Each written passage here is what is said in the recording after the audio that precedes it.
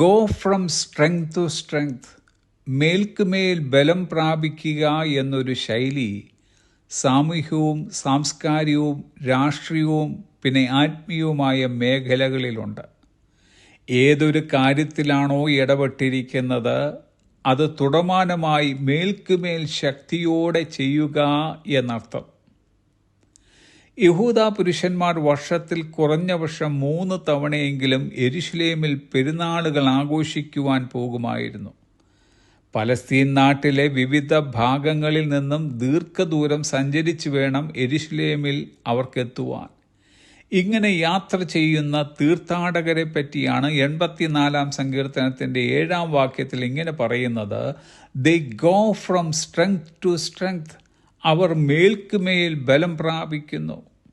എന്ന് വെച്ചാൽ ഇന്നലത്തേക്കാൾ ശക്തിയോടെ എന്നും ഇന്നത്തേക്കാൾ ശക്തിയോടെ നാളെയും യാത്ര ചെയ്യുന്നു. ഈ ശക്തി പ്രായം കൂടുന്തോറും കുറയുന്നതല്ല. പിന്നെയോ കാലേബ് പറയുന്നു, ഇപ്പോൾ എനിക്ക് 85 വയസ്സായി, മോശ എന്നെ അയച്ച നാളിലെ പോലെ തന്നെ ഇന്നും എനിക്ക് ആരോഗ്യമുണ്ട്. ഇന്നലത്തെ ശക്തി നമുക്ക് പോരാ എന്നുള്ളതിനാലാണ് ശക്തിയെ പുതുക്കുവാൻ തിരുവചനം നമ്മോട് ആവശ്യപ്പെടുന്നത്. കഴുകൻ തൻ്റെ ശക്തിയെ ഇടയ്ക്കിടെ പുതുക്കുന്നത് പോലെ നമ്മുടെ ആത്മീയ ജീവിതത്തിന് ആവശ്യമായ ശക്തി അതിൻ്റെ ഉറവിടമായ ദൈവസന്നിധിയിൽ നിന്നും കാത്തിരുന്ന് പ്രാപിക്കുവാനുള്ള ഒരു ഉത്സാഹം നമുക്കെല്ലാവർക്കും ഉണ്ടാകണം.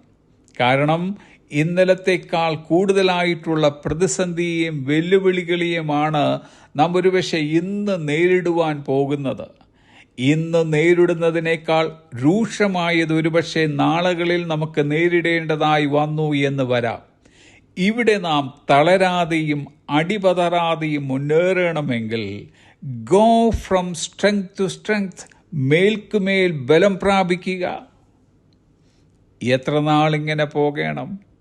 അതിനുള്ള ഉത്തരം അത്രേ, നാം സിയോനിൽ ചെന്നെത്തുന്നത് വരെ.